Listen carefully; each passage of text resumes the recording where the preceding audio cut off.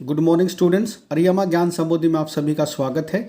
आज की इस ज्ञान संबोधि में हम 10वीं कक्षा की दूसरी जो पुस्तक है कृति का भाग 2, उसमें जो अध्याय है सड़क सुरक्षा, उस पर आज हम चर्चा करेंगे। जैसा कि स्टूडेंट्स आपको पता है, सड़क सुरक्षा अध्याय में एक कहानी को आधार बनाकर यह संदेश देने का प्रयास किया गया है कि जब घना कोहरा हो, रात्रि का अंधकार हो और किसी व्यक्ति ने शराब पी रखी हो तो उस समय गाड़ी नहीं चलानी चाहिए, नहीं तो दुर्घटना होने का खतरा रहता है। तो इस कहानी में भी एक घटना को आधार बनाकर 31 दिसंबर की घटना को आधार बनाकर सड़क सुरक्षा से संबंधित हमें कुछ संदेश, महत्वपूर्ण संदेश देने का प्रयास किया गया है। तो आइए इस अध्याय के महत्वपूर्ण बिंदुओं पर चर्चा करते हैं। यह परीक्षा की दृष्टि से अति महत्वपूर्ण अध्याय है।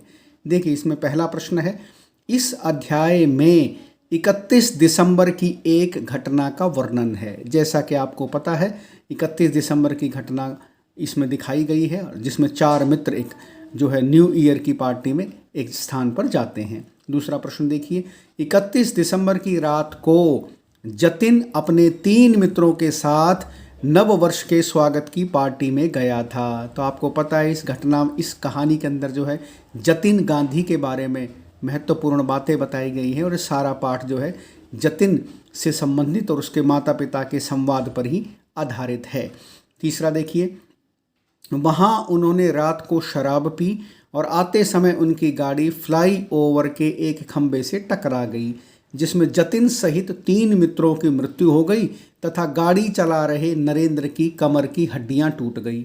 जैसा कि आपको पता है, ये सभी मित्र हॉस्टल में रहते थे और नरेंद्र के पास अपनी गाड़ी थी और सभी जो है 31 दिसंबर की पार्टी मनाना चाहते थे, इसलिए नरेंद्र उन सबको अपनी गाड़ी में लेकर के गया था और वहाँ पार्टी में इन 4 मित्रों को किसी ने शराब पिला दी थी और नरेंद्र को उस समय नींद आ रही थी। वो गाड़ी चलाने में अक्षम था, शराब भी पी रखी थी, जिससे गाड़ी खंबे से टकरा गई, जिसमें तीनों मित्र जतिन समेत, जतिन के साथ साथ 2 मित्र और मारे गए और उसमें केवल नरेंद्र बचा जिसकी कमर की हड्डियाँ टूट गई थी। चौथा प्रश्न देखिए, इस कहानी में कार दुर्घटना का कारण घना कोहरा, शराब, रात्रि का अंधकार तथा आधी रात के बाद अनायासी आने वाली नींद था। जैसा कि आपने इस कहानी में पढ़ा होगा, दुर्घटना का कारण उस समय घना कोहरा था। जब वे लोग पार्टी से निकले थे तो उस समय घना कोहरा होने के कारण सड़क साफ नहीं दिखाई दे रखी थी और 4 मित्रों ने शराब पी रखी थी और रात्रि का अंधकार भी था और कहीं ना कहीं सारे मित्र आपस में शराब के कारण झूम रहे थे, नींद आ रही थी। तो ऐसे समय गाड़ी लेकर के चलना अपने आप में दुर्घटना का ही कारण होता है। 5वां प्रश्न देखिए, इस कहानी से हमें यह शिक्षा मिलती है कि हमें शराब पीकर आधी रात के बाद, विशेषकर जब बाहर घना कोहरा छाया हुआ हो, हमें नींद आ रही हो, तब भूलकर भी गाड़ी नहीं चलानी चाहिए। जैसा कि इन 4 मित्रों ने किया, यदि वहीं रुक जाते तो सबकी जान बच जाती और आना भी था तो कम से कम शराब ना पी रखी होती, और शराब भी अगर पी रखी थी तो वहीं रुक जाना चाहिए था। ऐसे समय में किसी भी प्रकार का रिस्क लेना जो है मौत का कारण हो सकता है। 6ठा प्रश्न देखिए, कार में 4 दोस्त सवार थे, गाड़ी नरेंद्र चला रहा था। जैसा कि मैंने आपको ऊपर बताया, गाड़ी नरेंद्र की ही थी, वही इन 3 मित्रों को जो है अपने साथ लेकर के 31 दिसंबर की पार्टी में लेकर के आया था। तो कुल 4 मित्र थे। 7वां प्रश्न देखिए, इस कहानी के आरंभ में कहानी के नायक निखिल को लिखे गए उसके मित्र जतिन गांधी के पिता वेलू गांधी के पत्र का वर्णन किया गया है, जिसमें उन्होंने उनके बेटे के मृत शरीर को सुरक्षित रूप से भिजवाने के लिए धन्यवाद व्यक्त किया है। स्टूडेंट्स, जैसा कि आपको पता है, इस कहानी की जो शुरुआत है वो जो कहानी का जो नायक है निखिल, उसको लिखे गए पत्र से शुरू होती है। जतिन गांधी जिसकी मृत्यु हो गई थी, उसके पिता वेलू गांधी ने निखिल को पत्र लिखा था, जिसमें उन्होंने निखिल का धन्यवाद किया था, क्योंकि निखिल पिछले 2 वर्षों से अपने माता पिता के पास नहीं जा पाया था, वो इंजीनियर बनना चाहता था।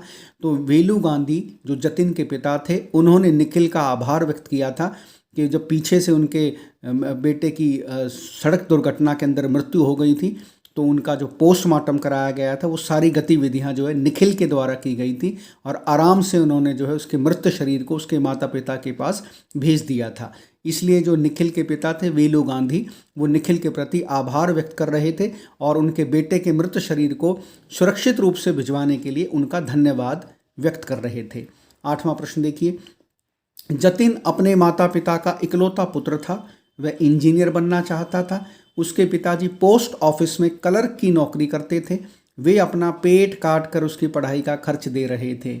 जैसा कि आपको पता है, इस कहानी का दूसरा प्रमुख पात्र जतिन अपने माता पिता की इकलौती संतान थी। वे उसको इंजीनियर बनाना चाहते थे और उसके पिता पोस्ट ऑफिस में क्लर्क की नौकरी करते थे और वे अपना पेट काट काट करके थोड़े पैसे भेज भेज करके उसको जो है अपने बेटे का भविष्य उज्जवल करना चाहते थे।